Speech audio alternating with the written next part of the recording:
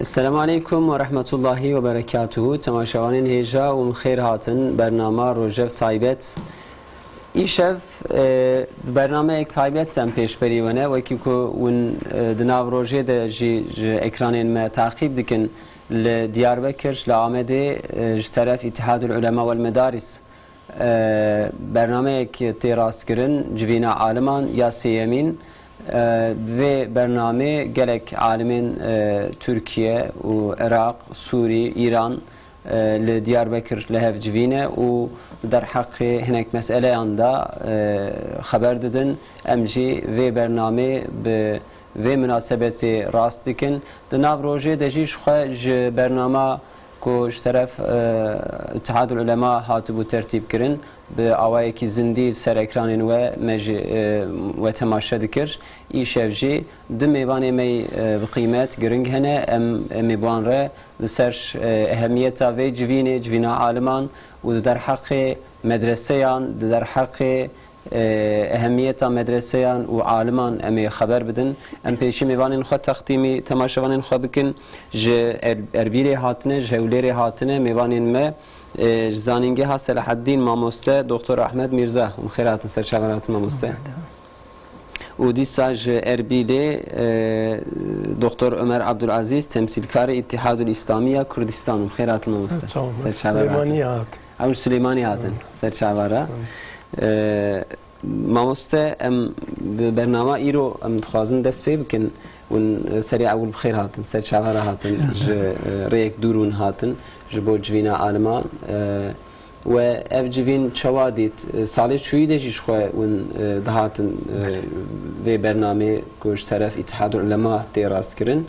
و چوادیت خباتین ایرو چواد در باسبون بکرتایی کرم کن دورامه دست مسئله خوب کن نه خدای مزن دولوان دست خوشه که زور اتحاد علماء کردستان بله مدارس کین و بو سازدانا و کنگره راستی سازدانا چه تو نه باشه پر باشه چونکه ام همه زانین هر اوه ببیت خوین دوار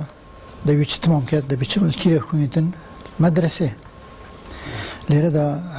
مدرسه دوره کی زور مهم بینیدن اجا چه کنگره گرد اگه بیتو پلانت نوی دانن برنامجت نوی دانن چیزت نوی دانن گلک دی باشته بجا اما هیوما جا او کنگره که روتینی نبیدن یعنی او چشت کنگره پیشی کرده مقترحات هبی او مقترحاتان اینام نجه نه دنیا پیش کردن وسایل خوندنی وسایل تنیت پیش کردن مفروضه چه دنیا چه وسایل پیش کردن اما برانبری و اسلوبی خوب گهورین دا گلویت پیش کردن بید اما پیش کردن بله ماموسته اونجی کرم کن چند گوتن بیجن آراستی ماموسته عمر عبدالعزیز به سورانی و خبر بده گاوکتن انشالله و ترجمانی مجی و وان گوتنا و ترجمه بکه سر اکرانان ده اهمیت و گرنگی و جوین الگور و چیه و سب کرتایم کرم کن والله بسم الله الرحمن الرحیم منیش دور دست خوشی لجناب تانگم ولا بريانج لاتحاد علماء مدارس اسلامي ويقولوا توفيق مدام هرسي كونغرا كبجدار بوم الحمد لله تاثيري او كونغرا وكو مسافر موي تاثيري كي واضح هي چونك عامله كي اساسيه لكوبنوي همو زانایانی هر چوار پارچه کردستان او هر خوي بو خوي دسکوتي كي گوري هر خوي بو خوي انجازي كي باشا چونك زانایانی کردستان اگر آلیاتی و میکانیزمی وانه به ممکن یکم ببن جنب ببن اما جای تقدیر بو اتحاد علماء کتوانیویتی ام ابداع جوانا ام داهنان جوانا بکا بلام لو گرنتر اوه که اتحاد علماء لکنگره کانی زور تایبتر که اختصاصی بکا ورشی کار دانه یعنی غرفه عملی میدانی درست که بو مدارسی شرعی بو زانایان بو تنسیقی بین علماء بو تنسيقي بين اتحادات علماء من لهم مجموعات كردستان مجموعة اتحاد وركراوي علماء هي بيوستا تنسيق وهماهنجي لبينيان هبت يعني تعاون بكن تبادل تجارب بكن أزمون ويكتر نقل بكن پێویستە ئیتر ئەم کۆنگرانە تۆزێک بۆعدێکی اختصاصی وەربگرێ تا ئێستا ئەو هەدەفی ئەساسی تحقیق بوو کە تەعارف و یەکتر ناسین و جەمبوونە ئێستا وەختی ئەوەیە کە ئیتر دەست بەکار بکەین پلان و نەقشەدانین بۆ داهاتووی علمای کوردستان و مەدارسی ئەهلی لە کوردستان ئینشاڵڵا درۆژێ پێشمەدە وێ سەر هەنێک مژارێن دژی بەرنامە بێنە ڕاستکردن و برنامه خوشتر جوی به بین چیکرن ماموسته وی جوینا ایسالی ده اتحاد العلماء به پرایر سر مدرسهان سر تدریسات خوشت بسکنه یعنی برنامه وی رنگیتین راست کرن لگور و اهمیت مدرسهان جبو ولاتی ما جبو در دور ما ولاتی اسلامی هرنگاری اسلامی چیه اهمیت مدرسهان كلام دار ديسا تأكيد الويد كما درسبونا مدرسة وزوربونا منهجة مدرسة تشتكي ضرورية بس يشخرا ضروري تر منهجة كي ميان روي بيتن وكي وسطي بيتن وكي إسلام تخازيتن بخاطر چه بخاطر هنده اوید تخرج کن تا کس استغلال فکر وانا گتن کو نشا عالم داد کو اسلام هر دم نویل سلام هاته کو اسلام هر دم تخرج بكيت يتن تخرج بإنسان ميان راو كتن كو أول خدمتان دا توي خوب كتن بيش ينجي خدمت خلق دي كتن إجاز بينم أو مؤتمر أو مدير خاصة إنه يكون كي هر شهر بروجكت كردستان هاته معنا شيء رنگا كينا توجي بيوا تبخو زمان ملتي ماش سطان هاتو 5 جزيات هاتو 8 جزيات تقريبا هم بسلمانه إجا أقام شين تأكيد كما هو منهجه وسطي بدينا طلبات خجول لازم أجواب كين إن شاء الله بس شيء وكما قلت بريكا وسائل نيو شو وسائل كي نيو هي وسائل كاربين دراجي ضرورية شو خوب تاريخ دا بينين فترة تاريخي كاكيش فترة مدارسة نامدا دورة كي إيجابي هي شمرة خوا استفادش تجربة بكينو إضافات نيو كي موتيت وسائل نيو بو بكين بو تجاربات قديم كدنا بخاطر هنده دا جيلي نيو استفادة بكتو دورة مدارسة دورة خارجية زيادة بدا بيش مفردات مدرسيان تعليمين مدرسيان دا تيكرن يعني جباشروجي وكو أملي بنهيرن لغوروه خطاب لزمان ايرو دكه آننا يعني لازمه مدرسة خونو بكن جهيلا مفردات و جهيلا تدريسات علمية فله داس بوزيات ام دال موضوع الممرون بيتن ام دي جرين وسردمه ايوبيه تايبتي سردمه كي سردمه صلاح الدين ايوبي برخم كينه كا مكتب چوابن طبعا مكتب بناكي خاص درس كربو بو مكتبه قاعكه مزن هبو دولة بخو إشراف سجل دولة بخو إشراف سب برنامج مكتبة كيلو إشراف سهل نتكير كو مع مستوى ومنهج معتدل ومنهج باش بو طلبة بيدو كده بو نمونه منهج و علوم كقرآن بيروز أركيه دراجي هندك مبادئ إسلامه بيشتهنجي علم تاريخ تخند جغرافيا تخند فلك تخند طب تخند صيدلة تخند حتى تصور كيا مدرسة خاصة بمشي تدريبه بجن عسكري شو زمانه و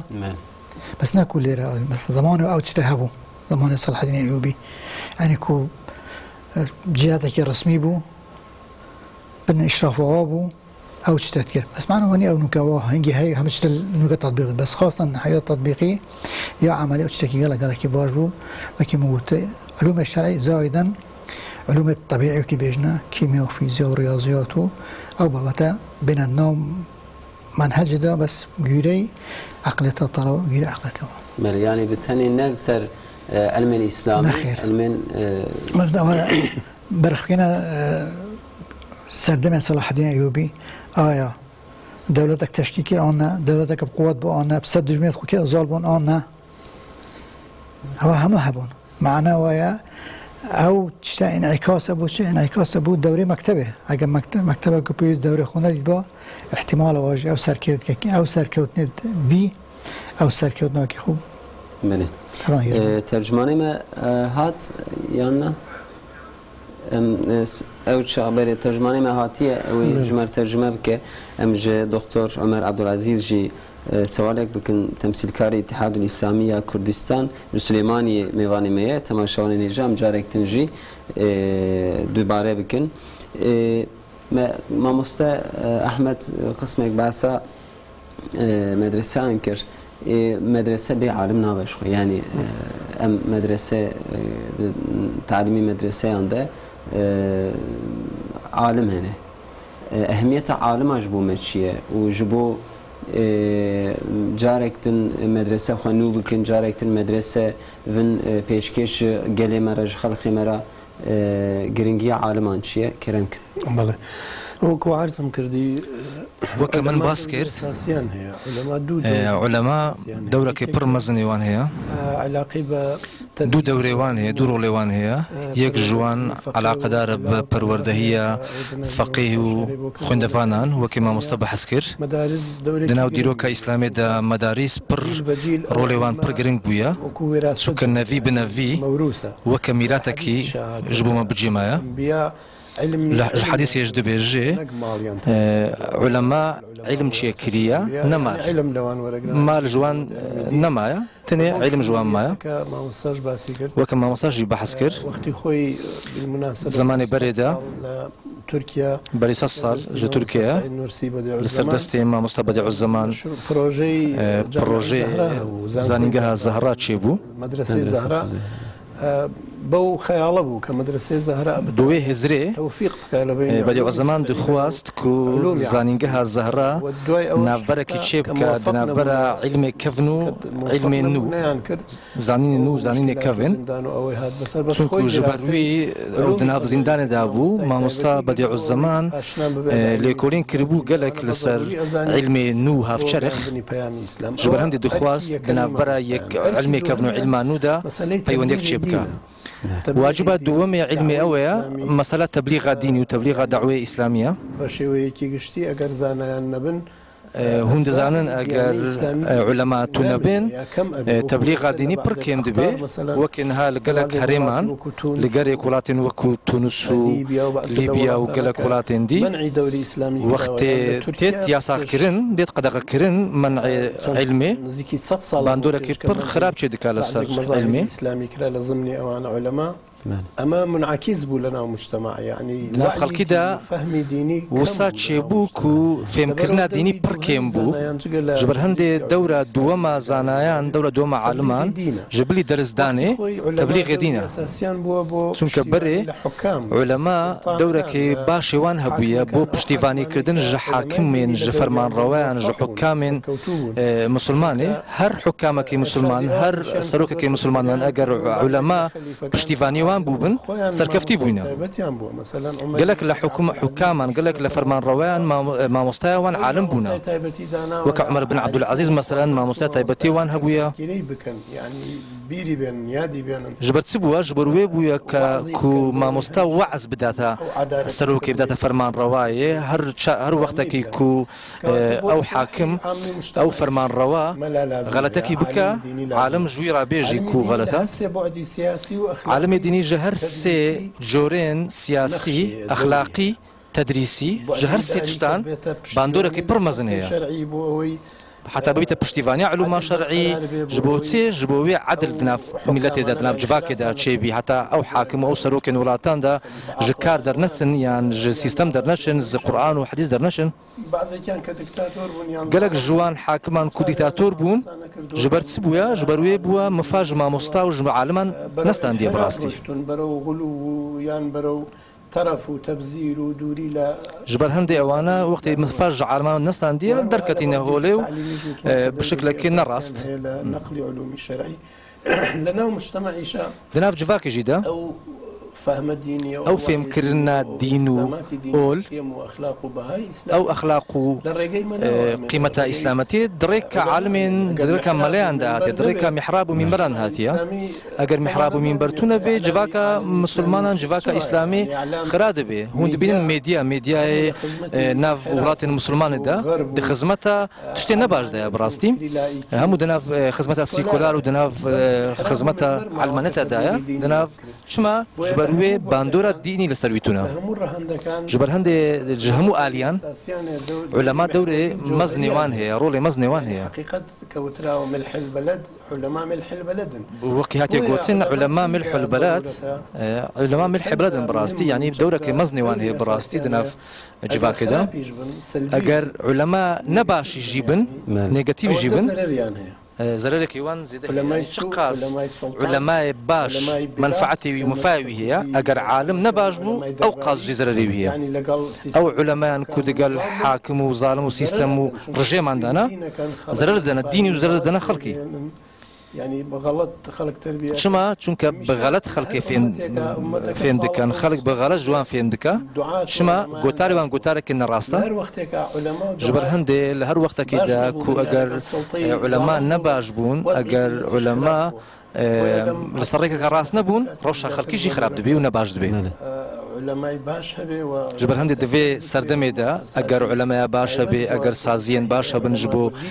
بيغاندنو شياندنا عالمان تشتكي جي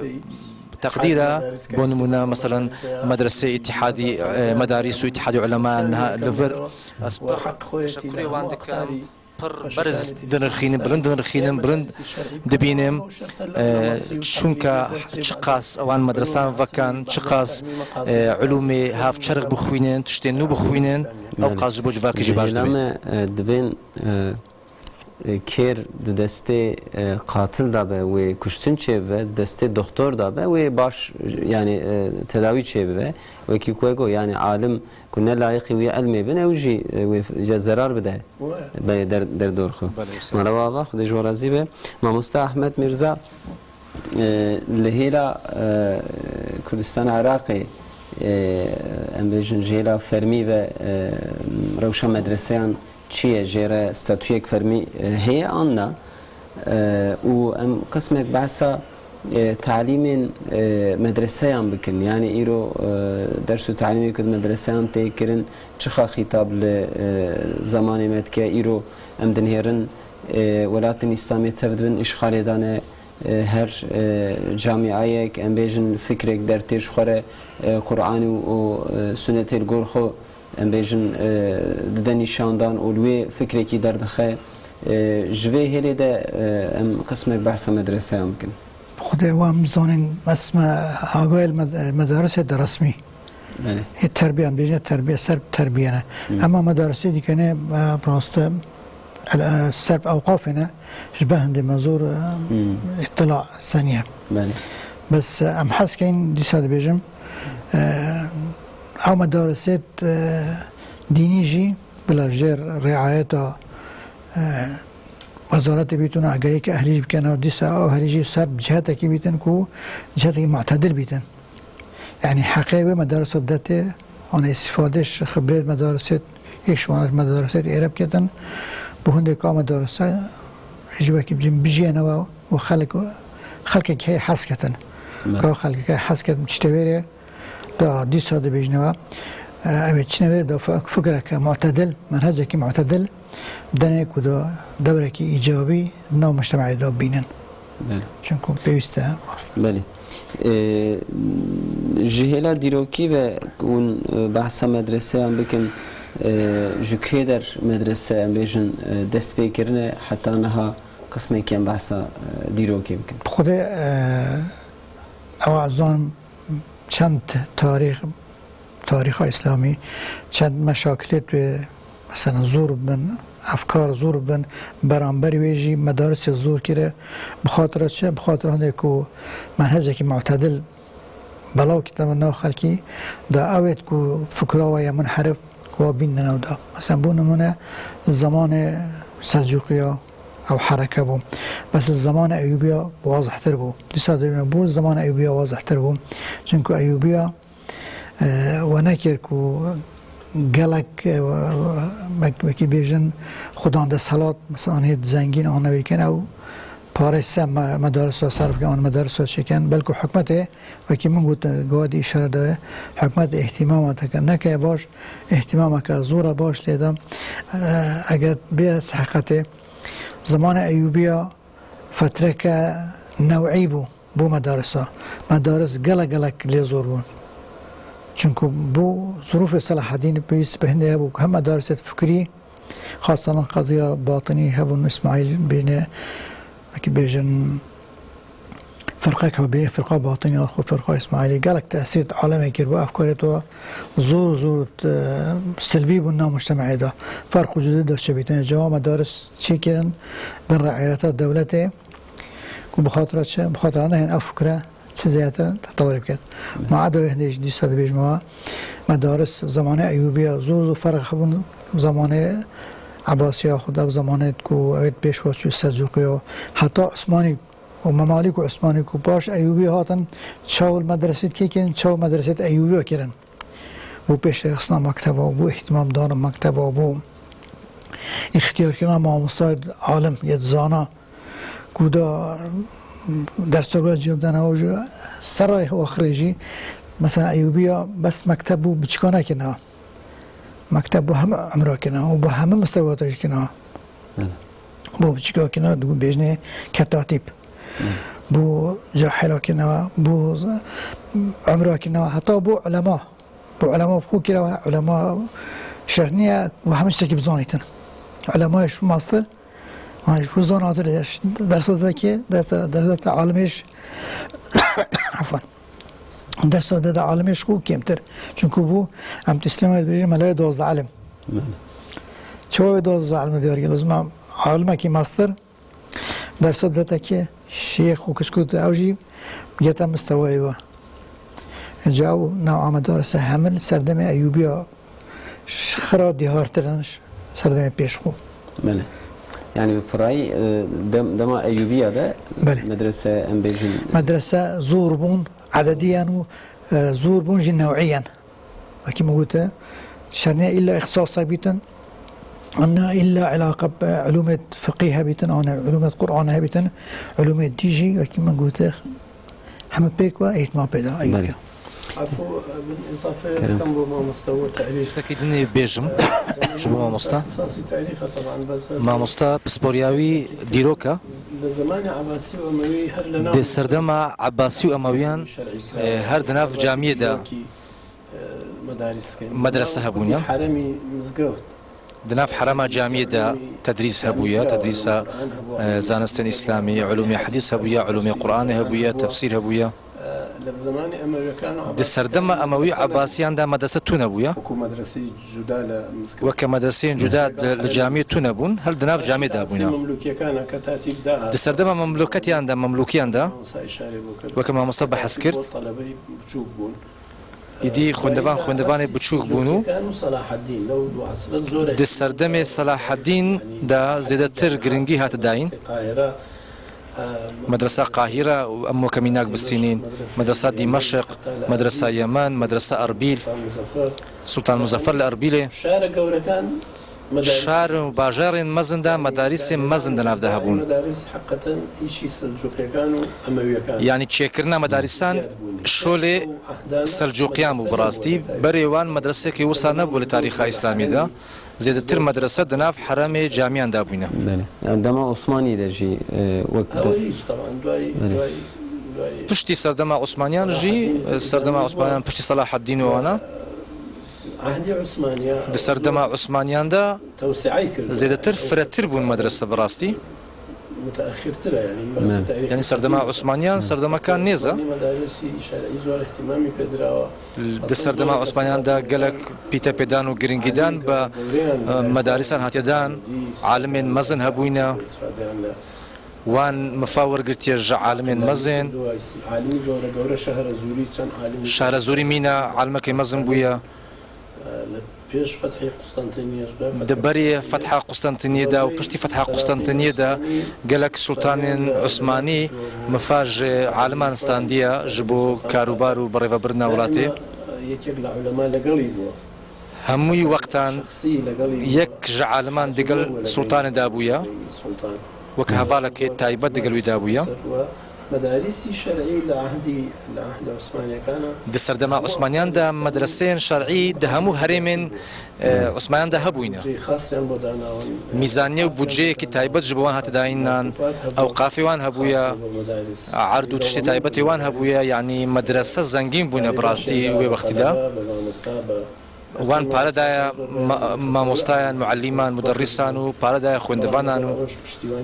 ینی وان پشتیوانێکی پڕ مەزن کردیە ژێ مەدرساندا ئەو مەدرسە بوون وەقف ینی جهێ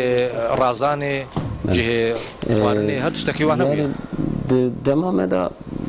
کو نها وەکی منبەریەوەگا ژ مامۆستێژی پرسی سەر عالەما ئیسلامیەدا دەولەتێن ئەمپەریال ئیرۆ بە هاوایەکی ڕەحەت خۆبجیکردنە و پەرچەوەرچێکردنە دەوێدا زمانێدا ضرورەتە عالمان یان ژێ خەباتان عالمان لازمە چ بە ji بۆ پێشکێشی ji ملەتên ئیسلامی re bikin ji xelxê ئیسلامی re bikin خەباتên عالمان لازمە çawa bin يعني خباتين عالمان جنها بر زحمته وكعادة برينية وكسردما برينية چون كانها عسكري نما غزوة كسربازي يعني داقير كرين احتلالك عسكري نما نها ملتين دين دخوازين هزر مسلمان بستين داقير بكن دستي بستر بقرن دخوازين هزر سيكولارو هزرين نديني او انا بخنا في مسلمانان دريكا سوشيال ميديا دروكا دريكا زانستين دريكا ستلايت عندها او ارشين استعماري كونها هنا قالك خطرترا قالك تهلوكترا جي ارشين بري جي ارشين زنقا جيهانا يكم شرا جيهانا يكم شرا جيهانا الدوام شرعي استعماري بميناك ام بالسنين شرا خاش بارستان صليبيان يعني اف نوك نهابويا بخباتا كسك وك صلاح الدين مجاهدك وك صلاح الدين يعني كاراينا هرشي صليبي هنا نصراني هنا خريستيان هنا الرجالات برافينن نها لانها استعمار هات ناف مالي هر مالك إما تلفزيون درفا هات ناف مالي هرمان او استعمار سلوك اخلاق استعمار في هزرة نها واجب علماء وظيفة علماء نها برزح متى براستي يعني هر دعاء خير بكن وبخبتن براستي يعني تشويق خلقي بكن لقال دعاء خير لمزقول بكن وخلاص عالم تني كارن دعاء جبوا مجاهدا بكن تشويق بكن حربي فكرية حربي ثقافية نها شر هزرية شر كولتورة شر عادتها لازم علماء خو برشكن بعلم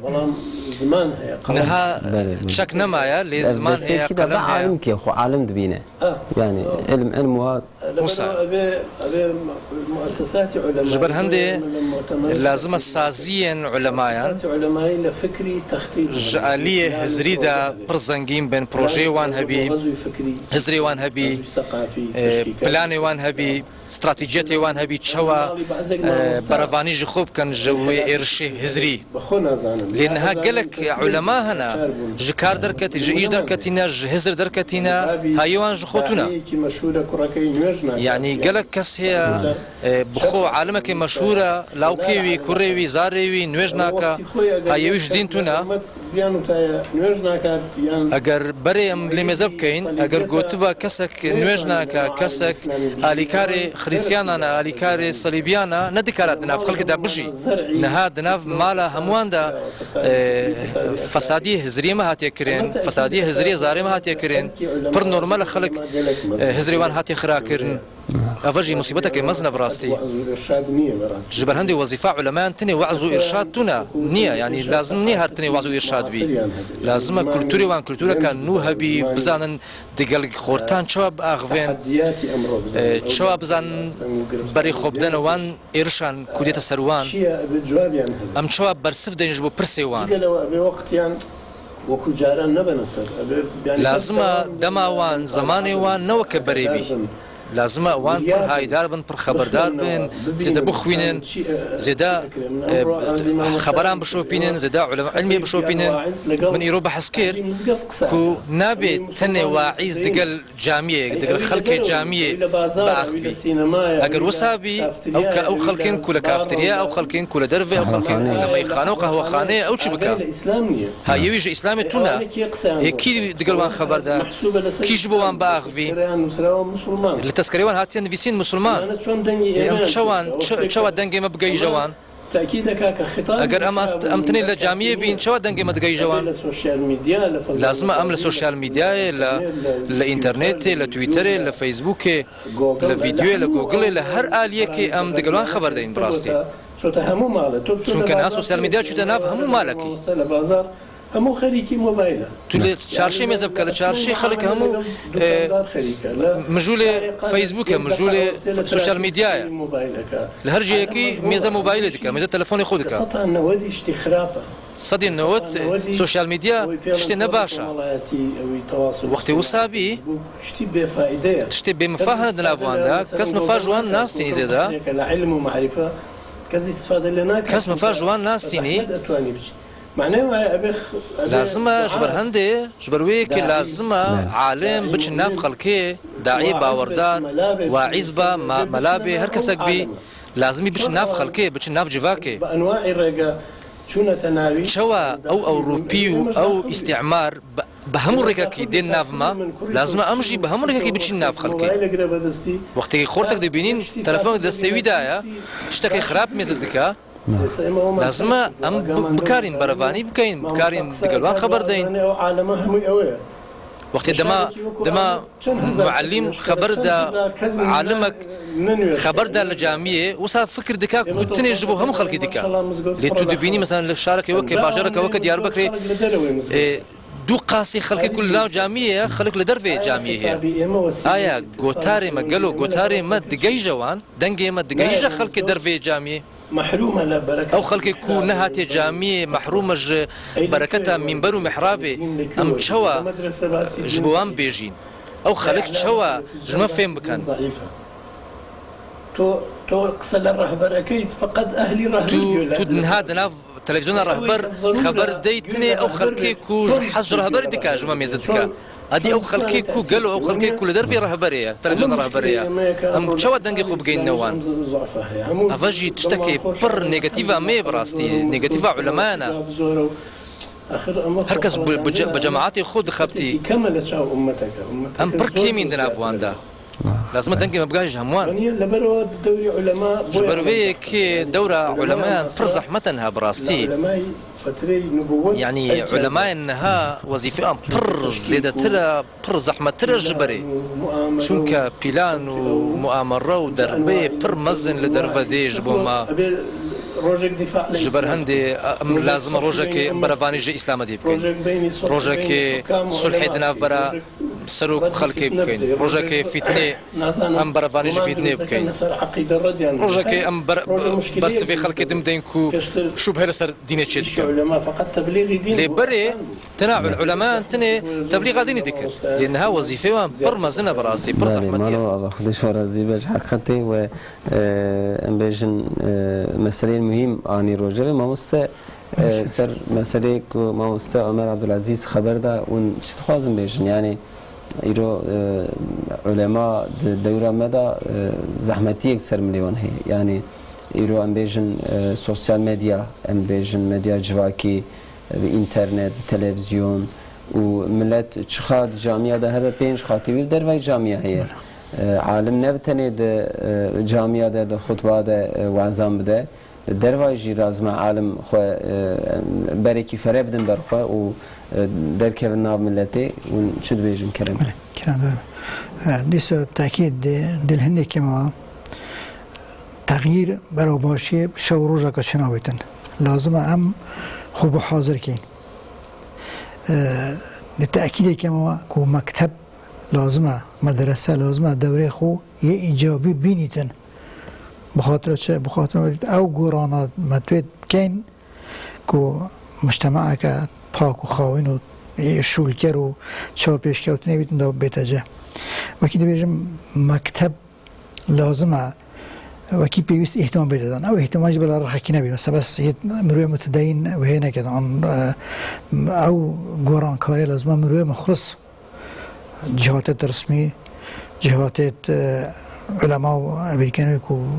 شهرازات و بارده هر دو پیوسته که سه برنامجه که پیک بین او برنامجه